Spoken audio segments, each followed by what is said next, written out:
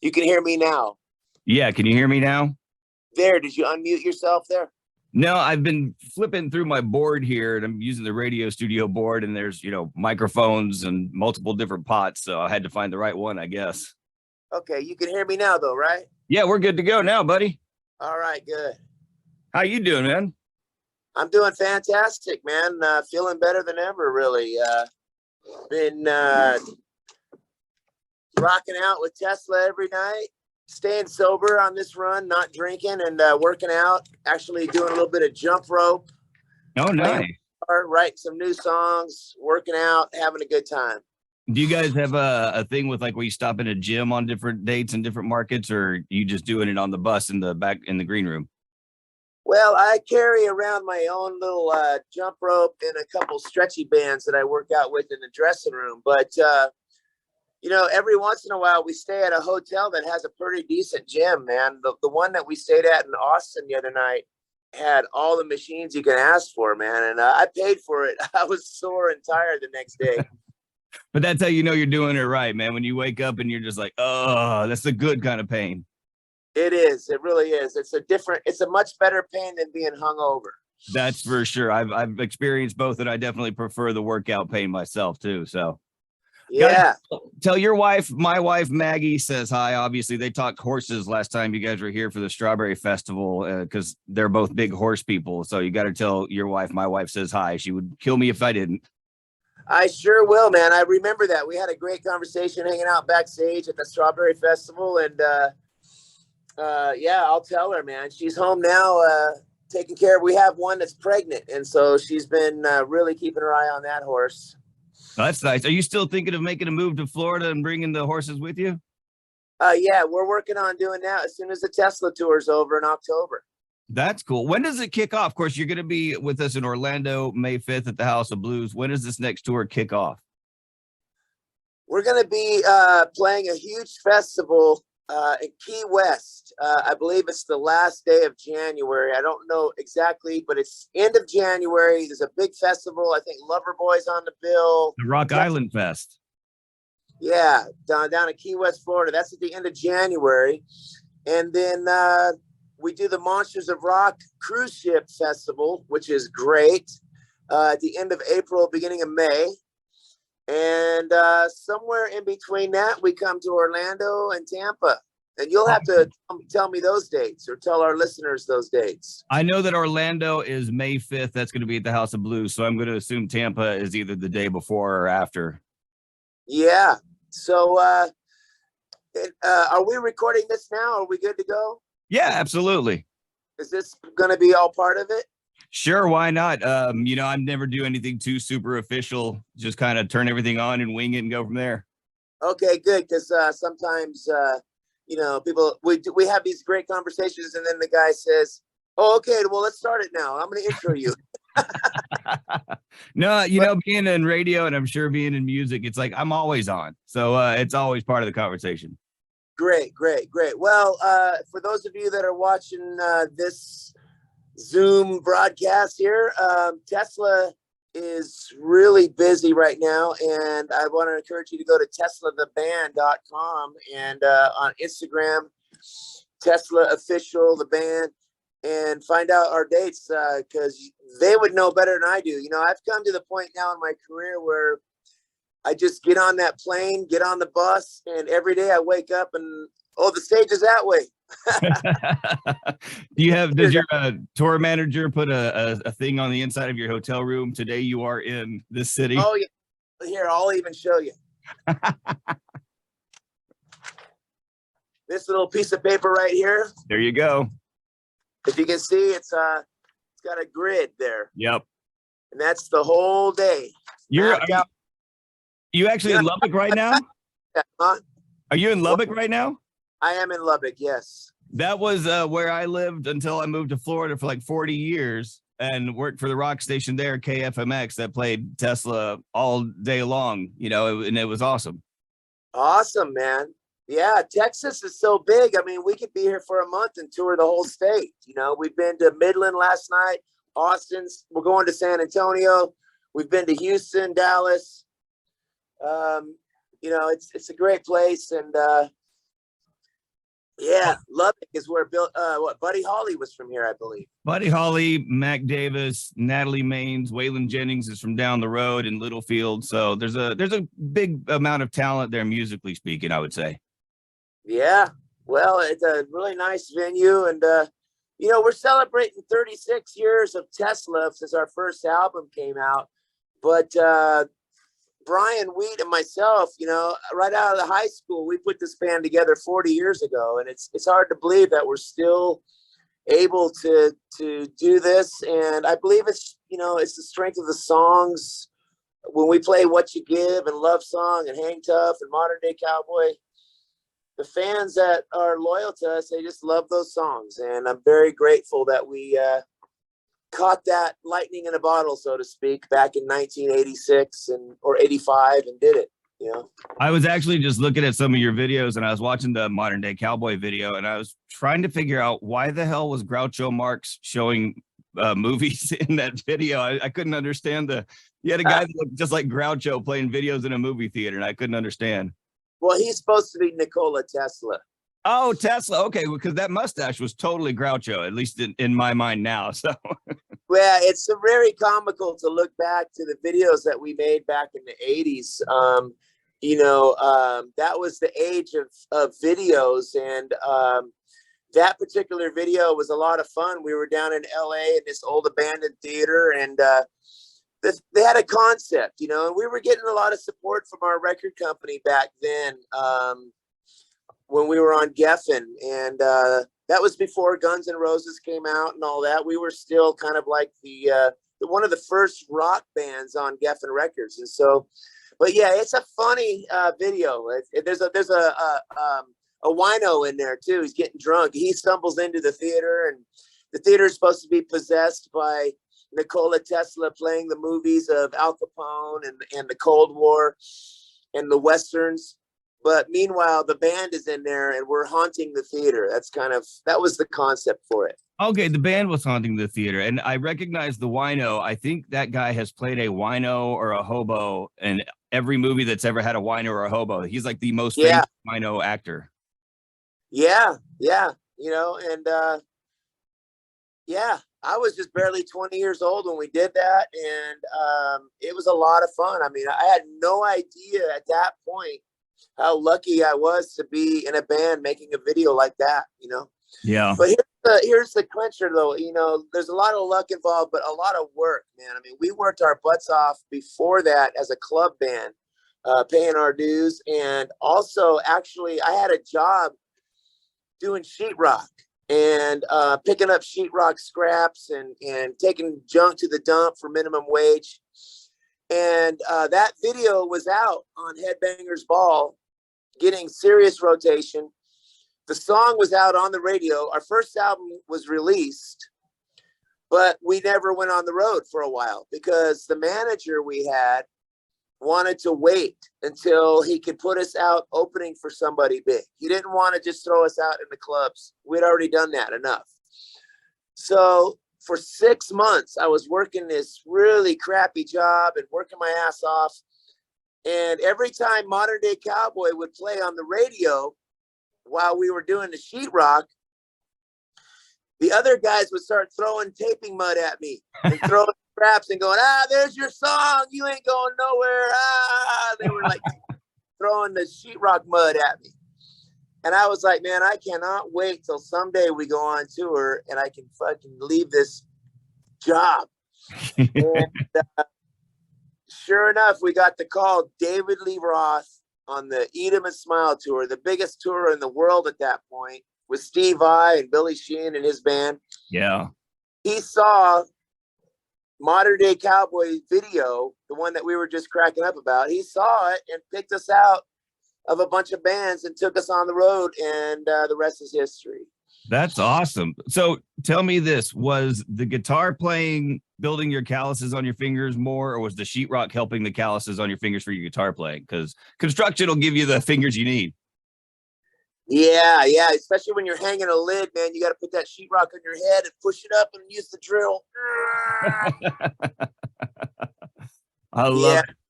Yeah. Well, I started playing drums a little bit at that time because the way that we would write songs is with a little recorder 4-track, and you could overdub stuff. So I would get a song idea in my head, and I didn't have a drum machine, but I had a little drum kit. So I would get an idea for a song, and I would record a drum beat, and then I would go back and overdub the guitar.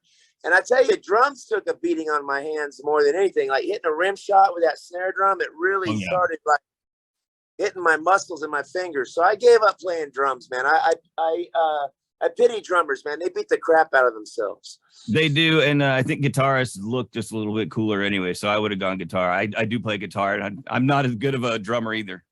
See, guitar is the coolest instrument on the planet. I was just talking to Phil X. He's on tour with us, Phil X, and he's with Kurt Dimer and their band. And we were just saying how lucky we are to be able to play guitar for a living. Guitar is the coolest instrument. It is, and that's a beautiful SG you got right there. That's gorgeous. Thank you, man. This is a pretty rare gold finished SG special with a stinger on the back there. And thank you, man. I remember when you were here at the Strawberry Festival, I think you had that white double neck SG. Was that the one that you actually wrote like Love Song and What You Give on, because you switch back and forth from 6 to 12? No, that's not the old one. The white one that I'm currently playing now is a very special guitar that was given to me by Ron Keel. And he had it in his closet, and we did a cancer benefit, and we raised money, and we actually sold that guitar. But the guitar sounds so phenomenal that I asked the guy that bought it if I could trade him for a different one. And so we did. And it's a very lightweight guitar, but it's not my original double neck. My original double neck is in my studio at home. I put a lot of miles on it, thousands of shows. And it's a Cherry Gibson, and that one's at home. But the white one is an Epiphone, a very inexpensive Epiphone double neck guitar. But man, it's a very special one to me. And it sounds beautiful when you play it on stage, man. When you were here, I was just like, God, that is an amazing sounding guitar. Well, thanks, man. I appreciate you noticing that, because the wood on that guitar is super lightweight. And, it's interesting. You can get two identical looking guitars side by side, but they'll weigh a big difference in the weight. I don't know if it's the wood, it's the grain, maybe some of the grain, wood grain would have more moisture in it, less moisture. I don't know. The pores in it are bigger. I don't know. But when the wood is lighter weight, sometimes it just resonates and sounds really open. And that particular one is the most resonant double neck I've ever had. Which, yeah, because a double neck you would assume would automatically be way heavier than most guitars, but a lightweight one sounds much easier to play, I would assume. Yeah. So that's my tip for any of you people out there. If you're shopping for guitars and you go to Guitar Center and you're playing a bunch of them, take your time and go through a few of them and find one that really rings without it even being plugged in. Just play it without plugging into an amp and feel how light it is and how much it vibrates. And that's when you get a really good one. Yeah, because most Les Paul Customs, I've noticed, are actually quite heavy. They're great guitars, but man, they'll weigh you down a little bit after a while. It's true. It's true. You guys are pretty close with Phil Collen from Def Leppard. You toured with him in 2015, and he also helped produce some of your recent albums too. They just wrapped up the stadium tour. If you guys and Tesla could put on something similar, who would you like to take out with you on a big, huge, multi-band tour where you guys were just like picking whoever you wanted? Well, I think everybody in the band has different tastes in music, but me personally, I'm a huge fan of soulful Southern rock music. I would go out with Blackberry Smoke. And, I love those guys. And, Devin Allman and Dwayne Betts, the Allman Betts band. And, heck, if Leonard Skinner wanted to go out a little further, I'd go with them. Man, I'd love to play with Aerosmith, bands that I'm a huge fan of. If the Stones are still going, man, I would open for the Stones in a heartbeat. Yeah, that would be pretty awesome. I'll be honest with you, Tesla has always kind of been the underdog. even in the 80s, you know, we weren't really the big 80s glam band. We were more of like the down home kind of band. And so we're kind of indie, man. We're independent. We do our own thing. And, you know, we just did a show with with Buck Cherry, and that was really freaking cool. We did a show with Fuel as a great band. Yeah, love Brex Scallions. Yeah, and Carl, the guitar player. We've done shows, you know, Tesla has done shows with Santana down in the Bay Area. We did Matchbox 20. We've played with Queensryche. We've played with all kinds of genres because our band is pretty versatile. We have a variety of sounds in our songs. So we'll play with anybody that'll have us.